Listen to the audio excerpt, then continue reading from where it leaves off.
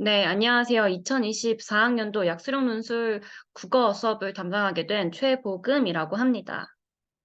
먼저 오늘은 약수령 논술고사가 어떤 시험이고, 또 그중에서도 국어 과목에서는 어떤 유형의 시험 문제들이 출제가 되는지 간단하게 설명을 드리고요.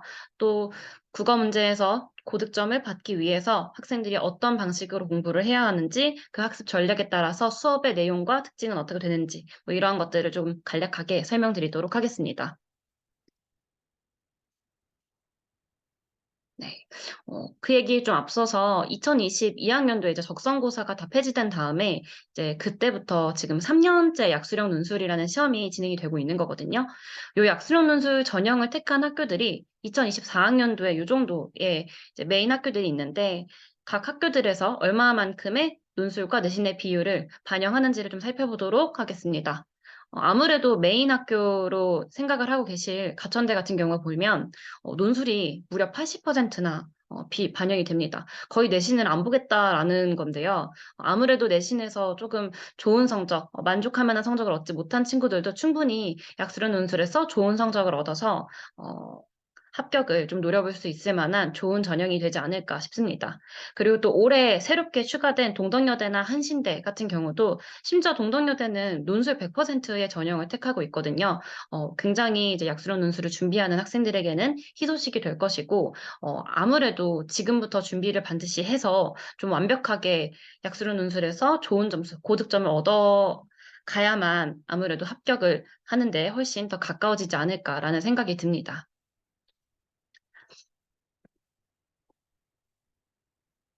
네, 그렇다면 요 약수령 논술고사에서 국어는 어떤 유형의 문제들이 출제가 되느냐.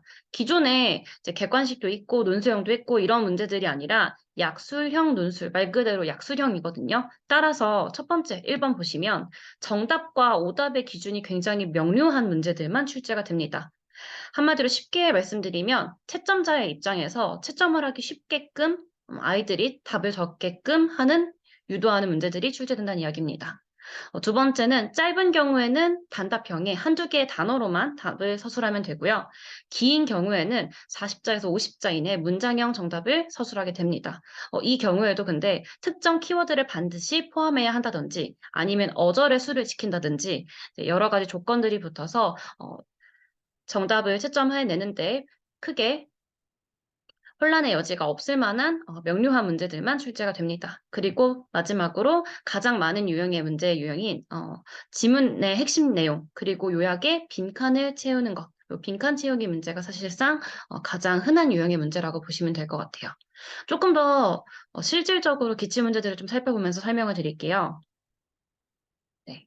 요렇게 수특이나 EBS 수능 특강이나 수능 완성에 나오는 지문이 쭉 나옵니다. 사실은 이것도 지금 잘려 있는 지문인데 요런 지문들을 아이들이 시험장에서 읽고 이런 문제의 유형들을 풉니다.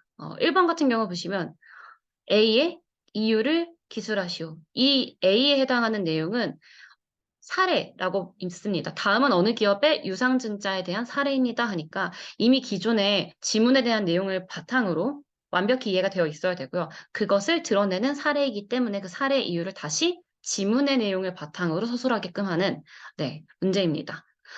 보셨겠지만 30자 플러스 마이너스 5자로 기술해라 하고 하니까 그렇게 긴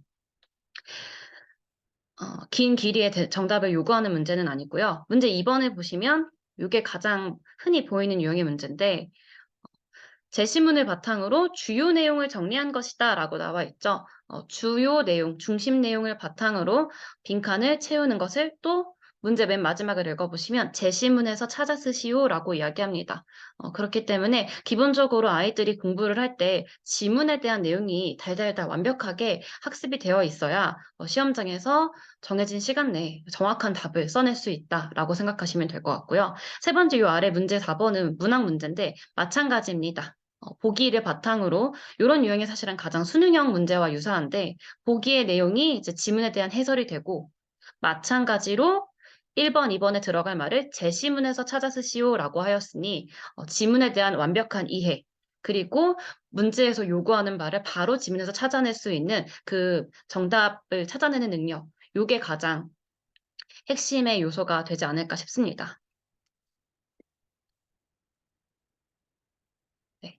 그러면 세부 과목별로 어떤 식으로 공부를 해야 저런 문제들을 다 맞출 수 있느냐라고 생각하면 문학 먼저 설명드릴게요. 문학과 독서는 거의 모든 학교에서 다 이제 시험의 내용으로 출제를 하고 있고 화작이나 언어 같은 경우는 이제 가천대나 몇몇 되지 않는 학교들만 추가로 출제가 되고 있는 현황입니다. 그래서 문학과 독서를 먼저 설명을 드리자면 문학 같은 경우는 세밀한 작품 분석이 가장 중요합니다. 아까도 보셨겠지만 작품에 대해서 기본적으로 심도 있는 이해가 있지 않으면 저 보기를 아무리 봐도 제 시문을 이해하지 못하는 경우가 생깁니다. 그렇기 때문에 아이들이 시험장에 가서 이미 저 작품에 대해서 다 알고 있어야 바로 이 문제에서는 지금 화자의 정서를 찾는 거네. 아니, 여기서는 지금 형식상의 특징, 표현상의 특징을 찾는 거네 하고 문제가 요구하는 바를 빠르게 지문에서 찾아낼 수 있다라는 이야기입니다. 시험장 가서 지문을 읽으면 이미 늦어요. 그렇기 때문에 평소 공부할 때 작품의 주제, 그리고 중심 소재, 화자나 서술자의 주요 정서와 줄거리가 기본적으로 대략적으로 머릿속에 다 학습이 되어 있어야 된다는 이야기고요. 당연히 한 번 봐서는 절대 안 됩니다. 내용을 반복적으로 학습해 주는 게 이 약수령 논술고사의 준비의 가장 큰 핵심일 것 같습니다. 두 번째로 독서. 독서도 마찬가지입니다. 특히나 독서 같은 경우에는 지문을 시험장에서 읽기에는 지문이 꽤나 길고 또 EBS 수능 특강이나 수능 완성에 나와 있는 지문의 난이도가 그렇게까지 쉬운 지문들이 아닙니다. 꽤나 어려운 고난도의 독서 지문들이 많기 때문에 평소에 공부할 때 단락별로 중심 내용을 정리해가면서 학생들 나름대로 요약본을 만드는 게 가장 큰 핵심입니다. 이 요약본을 만들어서 지문을 자기 걸로 만들어서 기억하느냐, 아니면 그냥 맨날 읽고 문제만 푸느냐, 이 차이가 굉장히 시험장에서 큰 차이를 보입니다. 따라서 평소 공부할 때 요약본을 만들어 가면서 또 그 요약본을 좀 첨삭받고 수정받으면서 이런 과정들이 반드시 있어야 독서 지문을 좀 효율적으로 잘 공부한다라고 보실 수 있고, 또 여기에 더해서 아무리 한 번, 두 번 보더라도 시험장 가서 생각이 안 나면 전혀 효과가 없거든요. 따라서 평소에 지문의 흐름을 파악하고 간략한 암기, 이때 암기는 정말 달달달 외우는 암기가 아니라 지문의 키워드를 봤을 때, 키워드를 바탕으로 전체적인 흐름을 조금 기억해낼 수 있을 정도면, 조금 완벽한 공부가 되지 않았을까, 공부가 되지 않을까 생각이 듭니다. 화법과 작문은 아무래도 선택 과목으로 지문이 굉장히 쉽기 때문에 암기하듯 반복하는 게 핵심이고요. 화법, 말하기와 말 그대로 작문, 글쓰기. 이 말하는 것과 글을 쓰는 과목의 특성을 반영한 아주 쉬운 유형의 문제가 많이 출제가 됩니다. 한마디로 화법과 작문의 문제가 나오면 얘는 틀리면 안 되는 유형의 문제라고 생각하면 되고, 그렇기 때문에 또 수능 특강이나 수능 완성, EBS에 그 화법과 작문이 많은 문제를 차지하고는 있지 않거든요. 따라서 지문을 달달달달 암기하듯 반복하는 거. 이 독서랑은 또 조금 다른 느낌의 방식으로 공부를 해주면 될 것 같고, 마지막으로 언어는 아무래도 문법 문제이기 때문에 수능 특강의 개념을 바탕으로 꼼꼼히 개념을 정리하고 여기서는 개념만 정리해서는 정답을 맞추기가 힘듭니다. 문제풀이를 반복해 나가면서 그 개념과 문풀의 개념과 문제풀이의 반복을 통해서 언어를 학습하는 게 가장 효율적이다라고 보시면 됩니다. 그러면 이런 학습 전략들을 바탕으로 어떤 식으로 수업이 진행되는지 좀 핵심만 추려서 설명드리도록 할게요. 강의 내용 같은 경우는 이미 여러 번 말씀드렸지만 어쨌든 간에 약수령 논술도 기본적으로 이제 고등학생들이 이제 대학에 입학하기 위해 치르는 시험이기 때문에 고등교육 과정을 기본적으로 바탕으로 한 수능 필수 개념이 반드시 필요합니다. 또 가장 많이 반영하고 있는 이제 교재인 EBS도 수능 필수 개념을 바탕으로 하고 있기 때문에 수업의 초반부에는 수능 필수 개념을 함께 세부 과목별로 정리를 하고 또 그 다음에는 EBS 수능 특강과 수능 완성을 바탕으로 지문의 분석, 정리 그리고 반복적으로 학습할 수 있도록 커리큘럼이 구성이 됩니다.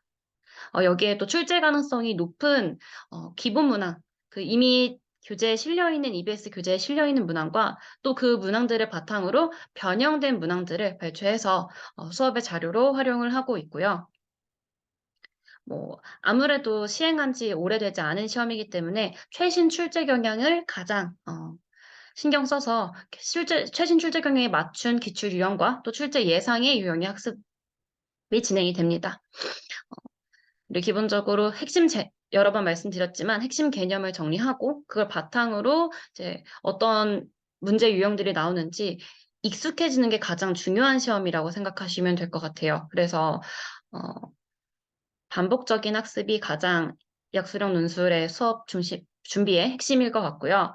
그 다음에 마지막으로 1대1 첨삭을 통해서 아이들이 답안을 작성하고 또 그 작성에 나가는데 부족한 부분들이나 약점이 있으면 그 약점들을 보완하는 방식으로 수업이 진행될 예정입니다. 사실 이 과정이 가장 고득점, 높은 점수를 얻는 데 중요한 과정이 될 것 같습니다. 기본적인 수업이 이루어지고 나면 이제 수업마다 작은 모의고사, 시험들이 실시가 될 텐데 그 시험을 보고 거기에 대해서 다 1대1로 첨삭하는 과정이 이루어질 예정입니다. 네. 마지막으로 다시 한번 좀 강조를 드리자면, 어쨌든 약수령 논술을 대비하는 건 내신이랑 수능 대비가 함께 된다라는 이야기입니다. 왜냐하면은 기본적으로 EBS 반영 비율이 굉장히 높고 또 고등교육 과정을 바탕으로 한 수능 필수 개념들을 바탕으로 하고 있기 때문에 어쨌든 간에 약수령 논술을 준비하는 게 지금 이 시기에 내신과 수능을 함께 대비하는 일석이조가 될 수밖에 없지 않나라는 생각이 들고 나는 그렇게 내신이나 수능에서 엄청나게 내가 원하는 만큼 대학을 갈 수 있을 만큼의 점수가 나올 것 같지 않다. 뭐 혹은 좀 불안하기 때문에 또 다른 대비책을 세워야 한다 하면 무엇보다도 유학수령 논술이 크게 도움이 되지 않을까 생각이 되고요. 어쨌든 간에 3등급에서 한 6등급 정도의 이제 중하위권 학생들이 인서울이나 수도권을 진학하기 위해 가장 좋은 기회의 전형이 되지 않나라는 생각이 듭니다. 네, 저는 이 정도로 어, 시험과 제 수업에 대한 소개를 마치겠습니다. 감사합니다.